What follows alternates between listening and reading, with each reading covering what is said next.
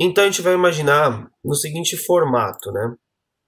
Uma pessoa está na superfície e uma pessoa está num ponto mais alto da superfície terrestre, ok?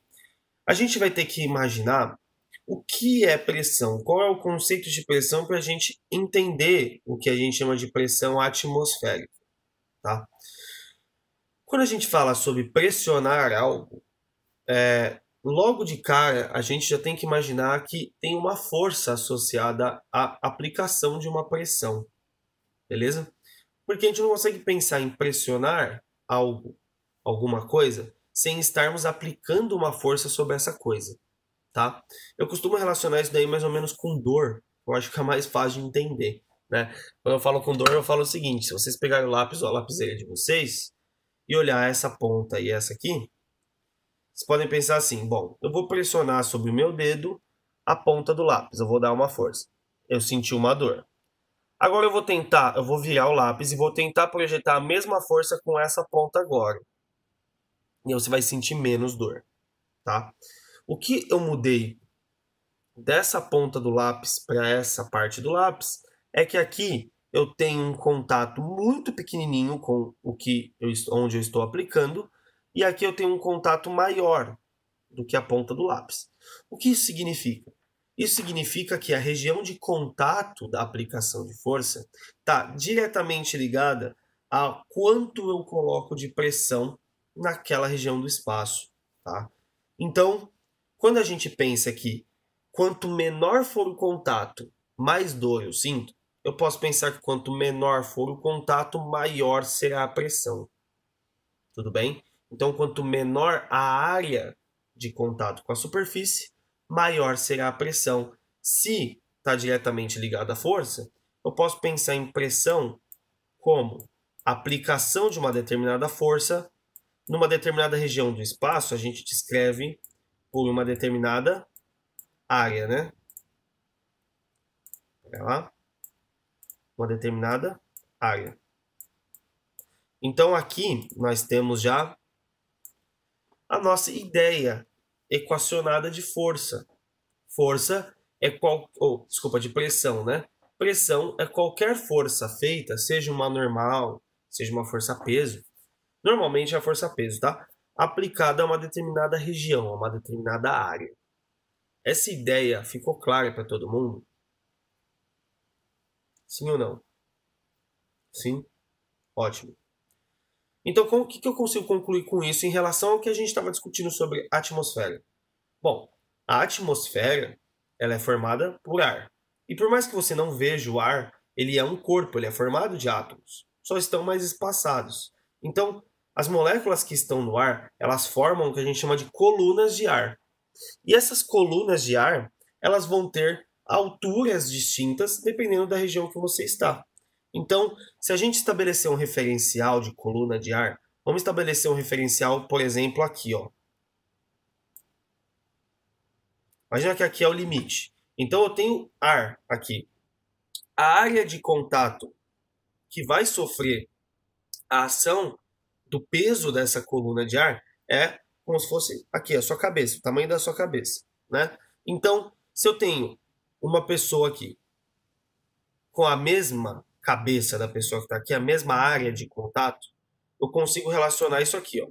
Eu consigo vir aqui e pensar propriamente nas alturas. Vamos pensar nas alturas? Ó, aqui e aqui. Veja, se eu pensar em altura de coluna, eu tenho aqui um H1 e um determinado H2. A pessoa que está sobre a coluna 1, que tem uma altura H1, possui maior quantidade de átomos em cima da sua cabeça. Portanto, possui maior força-peso do ar sobre sua cabeça. Já a altura aqui da pessoa que está localizada no ponto 2, a altura 2, é menor. Então, tem menos peso de ar, né, da coluna de ar, na cabeça da pessoa sobre uma determinada área. Isso faz a gente pensar que quanto maior for a altura da coluna, maior será a pressão. Então, pressão depende de altura. Depende da altura da coluna do que eu estou colocando na cabeça da pessoa. Beleza? E é isso que causa aquela sensação de entupir o ouvido, tá? Quando você está indo para a praia, a gente fala que você está descendo. Você está indo para o nível do mar. Então, conforme você desce, a coluna de ar na sua cabeça aumenta. Então, o seu ouvido entope, porque você está tendo uma colocação cada vez maior de átomos de ar daquela região em cima da sua cabeça. Então, você sofre uma pressão dessa coluna conforme você vai descendo. E aí, o seu ouvido entope. Tudo bem, gente?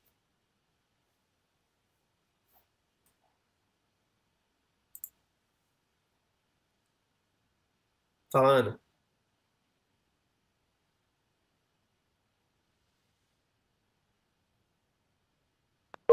Já andou de teleférico, ok? Teleférico normalmente ele sobe, né?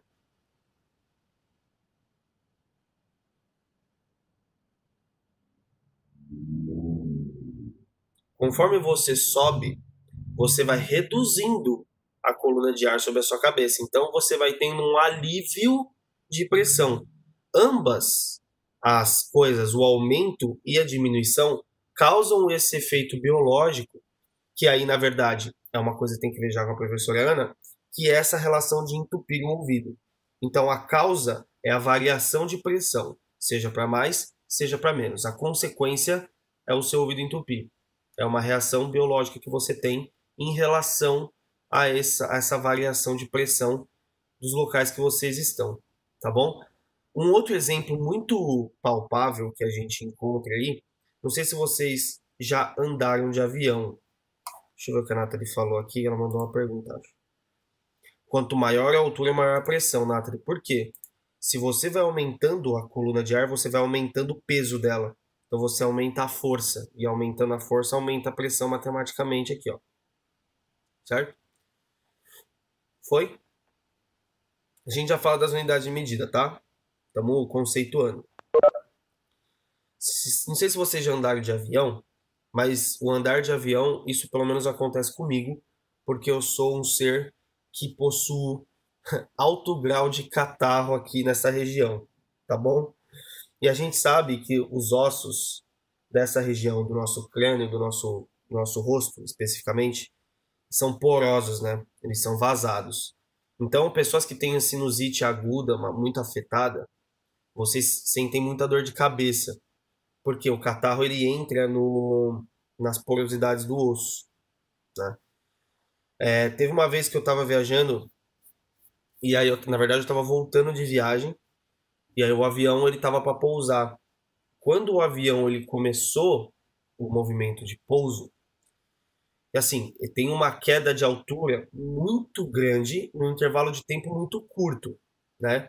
Parece que não, você quase não sente quando o avião está descendo, mas ele está meio que, cara, despencando. A altura ela vai caindo muito, né? Ou seja, conforme a altura em relação ao chão reduz, a altura da coluna de ar aumenta em cima da sua cabeça. O que aconteceu comigo foi bizarro.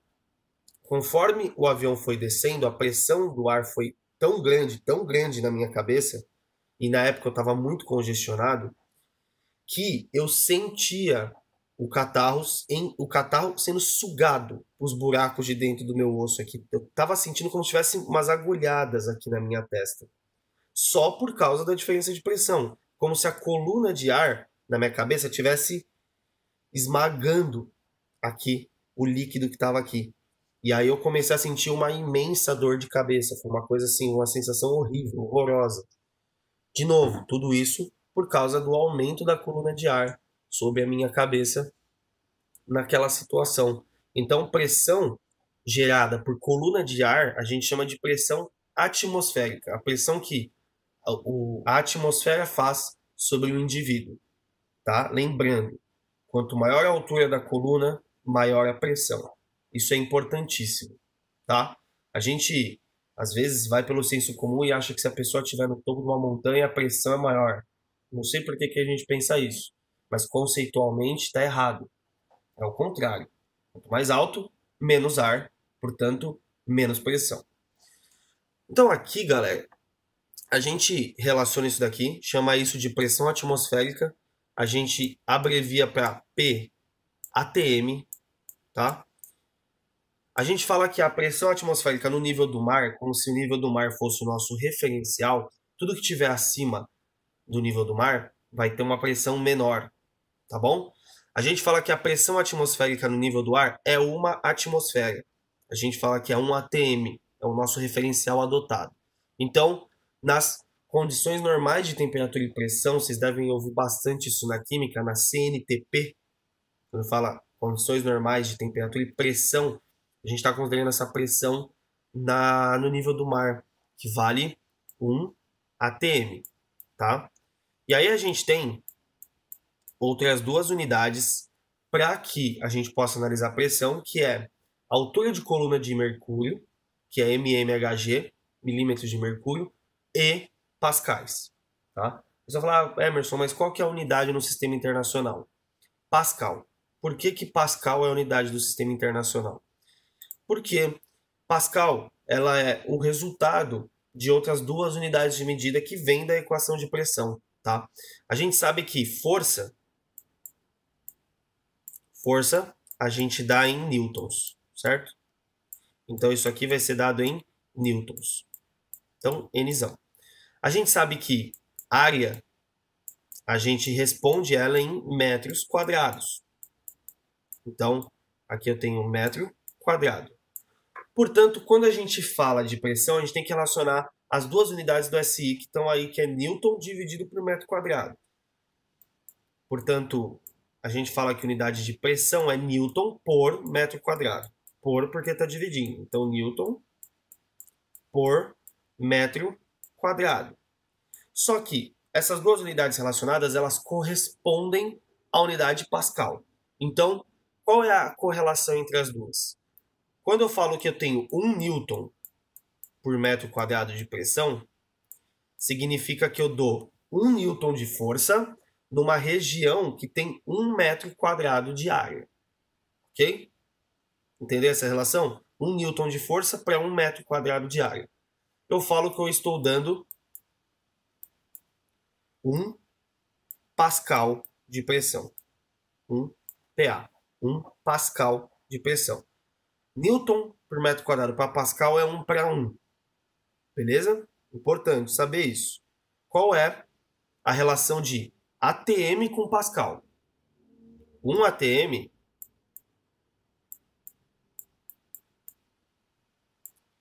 equivale a 10 a quinta Pascal. Um valor muito grande, tá? 100 mil. Então fica 1 vezes 10 elevado a quinta Pascal. Pascais, no caso, né?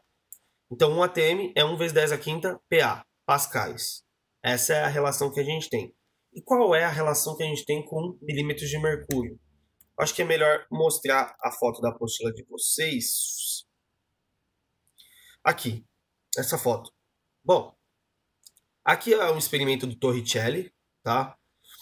O Torricelli mesmo, aquele da cinemática, em que ele coloca um vidro, tá? Virado para baixo, dentro de um recipiente que contém mercúrio. Beleza? Como se tivesse um canudo. Ele coloca um canudo, ou seja, é vazado aqui num recipiente que tem mercúrio. E aí ele percebe que o mercúrio ele sobe. Por que isso acontece, né?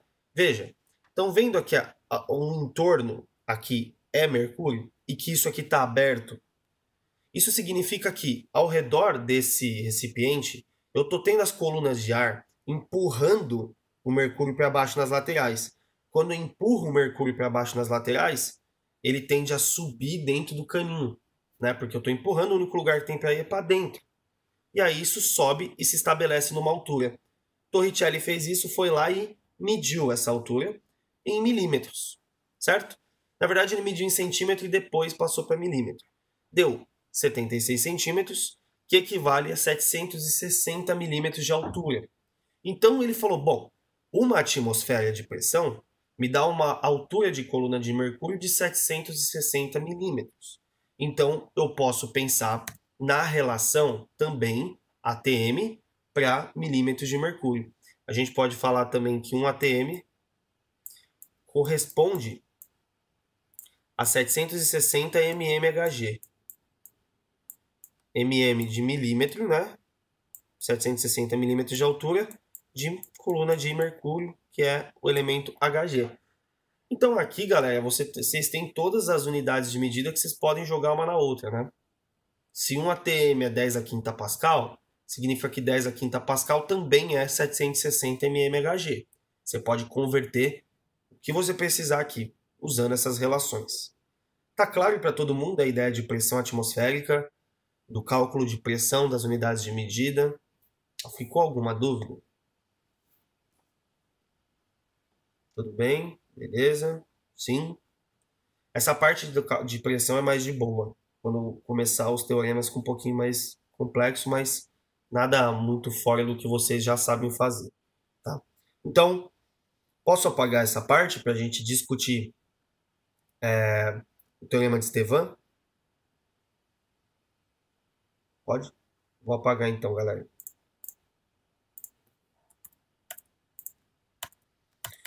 Bom, então passamos aqui por essa parte, tá? Vejam que tem um bloco de exercícios aqui bem simples, só de aplicação, tá?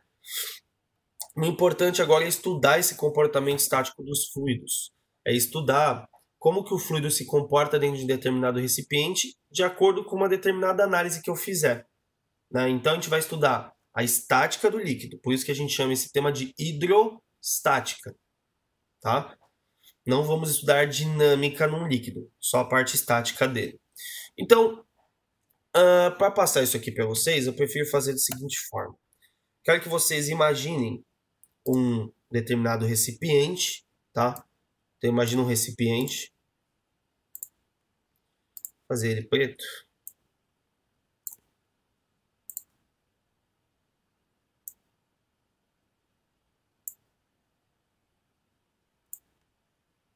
Tá?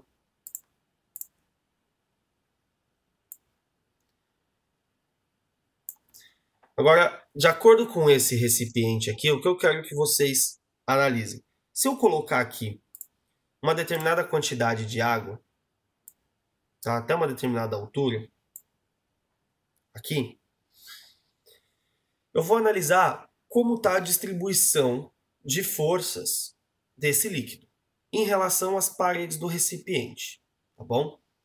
Pensa assim, ó, eu tenho esse líquido dentro do recipiente. Se eu tirasse, se ele não tivesse no recipiente, ele ia esparramar, certo?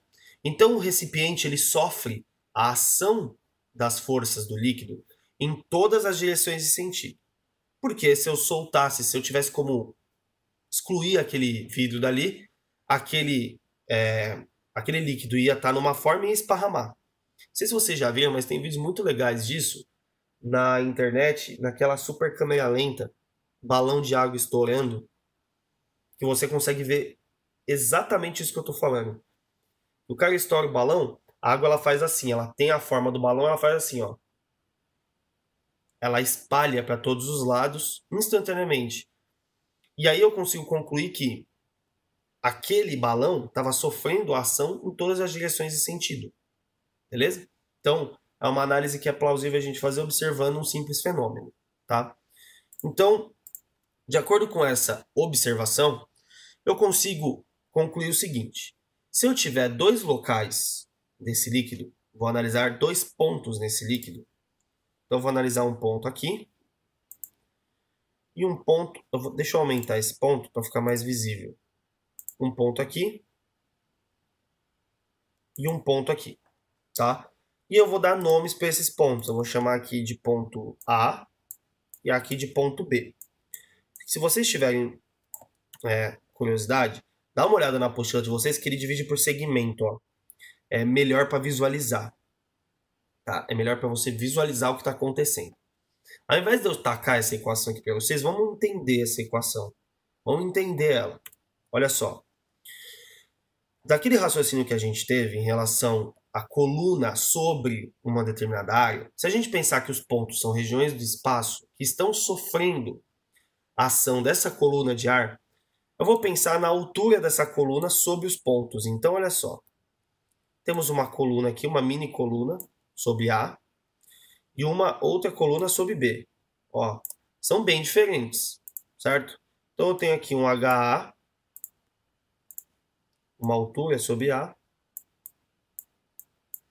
e uma altura sobre B, certo?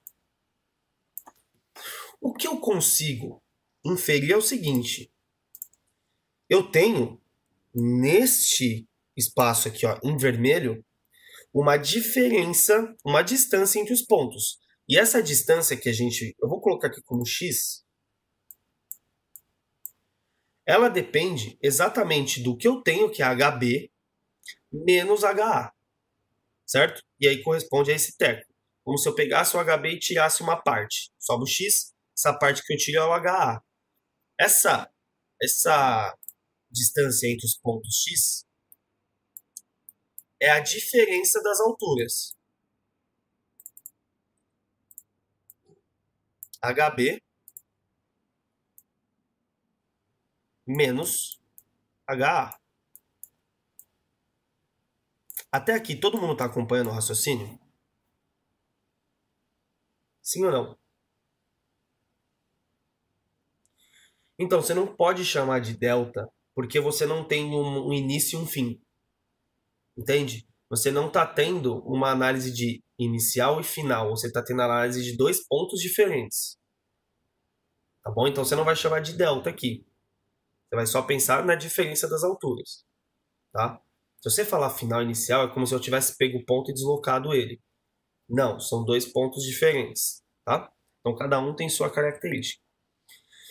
Então, eu posso dizer o seguinte, que, vamos destacar isso aqui que é muito importante, que a altura B faz com que o ponto B sofra uma pressão que é maior do que a pressão que o ponto A sofre, pois a coluna de água, coluna do líquido sobre o ponto A é menor, certo? Então, eu consigo pensar em pressão só olhando as colunas. Eu posso falar que a pressão exercida no ponto B com certeza é maior do que a pressão exercida no ponto A. Ok? Agora, vamos dar um destaque para isso também. Agora, vamos ver do que depende essa pressão e o porquê que isso aqui importa. Veja, se eu quero saber qual é a diferença entre as pressões, porque é importante, né? Dependendo do local, não entendeu a pressão? A pressão do B ser maior, Gabi, você não entendeu? É isso?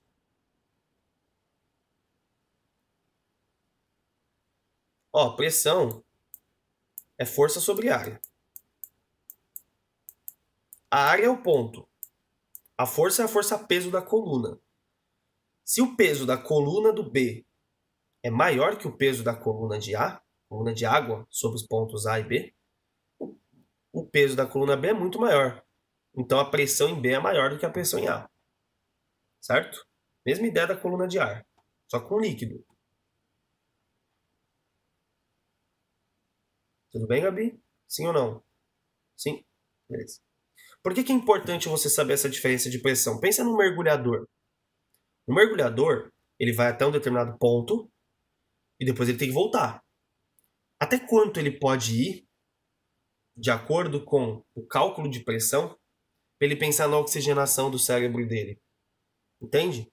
Já ouviram falar que quando o mergulhador sobe muito rápido, ele pode desmaiar?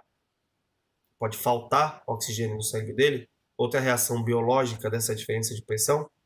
Então é importante saber Emerson, até que ponto eu posso ir. Oi. o Yuri falou uma vez que Hum. tem, acho que tem tipo, um tipo de doença assim dos mergulhadores, quando eles vão muito fundo, É, Igor, não tô e aí eles entendendo. sobem Fala de muito novo. rápido. Não entendi, fala de novo.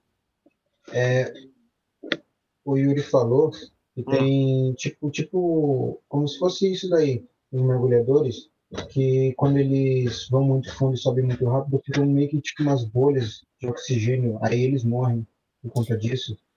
Sim, o mergulhador em si, é que a gente tem que pensar, gente, que a falta de oxigenação no cérebro pode ocasionar uma reação em cadeia muito rápida no seu corpo, certo?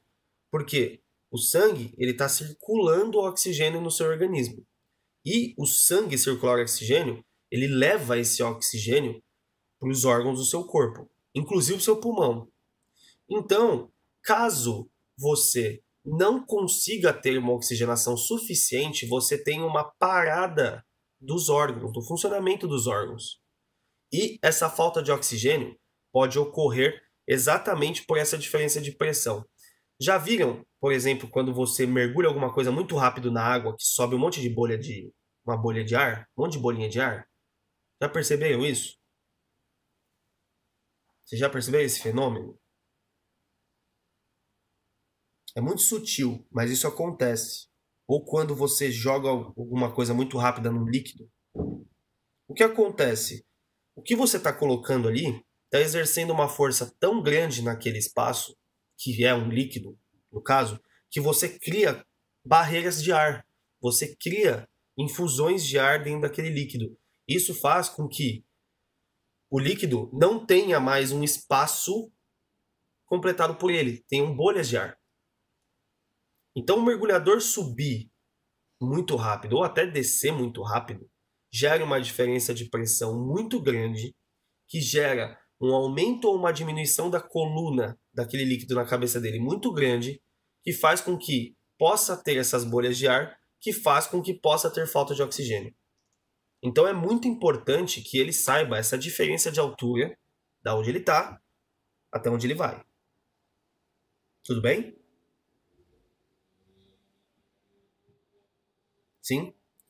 Então aqui, de acordo com isso, a gente consegue, além de saber o motivo pelo qual esse X é importante, pensar quais são os fatores que caracterizam essa diferença de pressão. Então, se eu quero saber a diferença de pressão, eu quero saber PB menos PA, certo?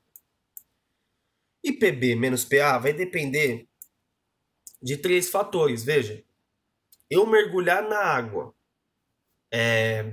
aqui do Atlântico é a mesma coisa que eu mergulhar no Mar Morto? Não é a mesma coisa. A composição da água muda. Lá no Mar Morto você tem muito sal na água. Então, com certeza, você muda a densidade daquela água. Tanto que um monte de gente boia, né? No Mar Morto. Muito mais fácil do que boiar no Atlântico. Certo? Então, o acúmulo de sal faz com que a densidade mude. Então, dependendo do líquido, a pressão vai mudar. Logo, o que caracteriza o líquido é a densidade dele. Então, a gente vai usar aqui o fator D. A gravidade é importante porque a gente está considerando uma coluna de ar e a gente sabe que o peso dela depende da gravidade. Então, G é importante. E essa diferença, que é o nosso X, que a gente vai chamar simplesmente de Hzinho, tá? Então, o nosso X é o nosso Hzinho. É o X do meu desenho. Sendo X quem? A diferença das alturas dos pontos. Tudo bem, gente? Sim ou não? Agora, olha como isso aqui faz sentido. Se eu quiser saber só a pressão B, opa, é muito simples, é só jogar a pressão A para lá. A pressão B, ela será quem? Densidade, gravidade, altura, então dGH, mais a pressão do ponto A. Certo? Então é assim. O D é a densidade, Nathalie. A gente viu na outra aula. Densidade, gravidade e altura. Tá? Então é assim que eu calculo a pressão em um ponto quando eu tenho outro. Eu consigo pensar na diferença deles e isolar aquele que eu quero. O mais fundo ou o que está numa profundidade menor ou mais rasinho. Então aqui a gente tem essa relação muito bem estabelecida. Tá bom? Agora é importante que a gente perceba conceitualmente que se um dos pontos estiver na superfície, a pressão exercida é a pressão da atmosfera, né? Eu não tenho coluna nenhuma de água na cabeça de ninguém, nem em nenhum ponto. A minha pressão ali lá embaixo é única e exclusivamente a pressão da coluna mais a pressão do ar na superfície. Se um desses pontos for aqui em cima. Tá bom? Importante saber isso. Então é muito comum que as questões elas coloquem um único ponto, né? Como se elas colocassem aqui. Se eu fizesse um tubinho, ó. Se eu fizesse um tubinho aqui com o meu líquido e colocasse um único ponto aqui, ó. E eu falo assim, ó, eu quero que você me dê uma expressão para pressão naquele ponto, tá? Como é que eu coloco isso? Bom, a pressão naquele ponto, sei lá, o ponto C, é igual à pressão que a coluna do líquido faz, então DGH, mais quem? Mais, ó, o ar não está fazendo uma força-peso aqui, o ar não faz uma força-peso, então, se o ar tem um peso aqui na água, ele tem uma pressão. E a gente chama essa pressão do ar de pressão atmosférica. Tudo bem? Isso por um tubo aberto, né? Quando o ar está tendo contato com o líquido.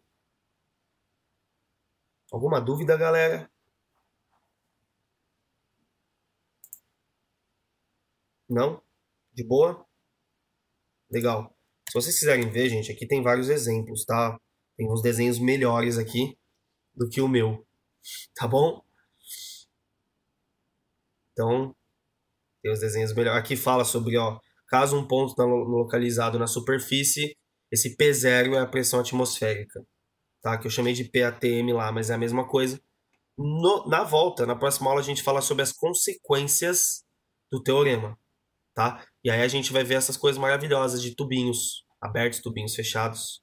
Ó, bem legal, tá bom? A gente fala sobre isso na volta. Lembraram desse tema no primeiro ano? Biostático, ó. E aí vai pedir para você calcular as coisinhas aqui. Então vou parar de compartilhar a tela. A Ana já mandou um AF, já ficou tensa. Ana, não fique tensa, tá? Vai dar tudo certo. Se você entendeu isso que eu falei agora, o resto vai ser mais de boa.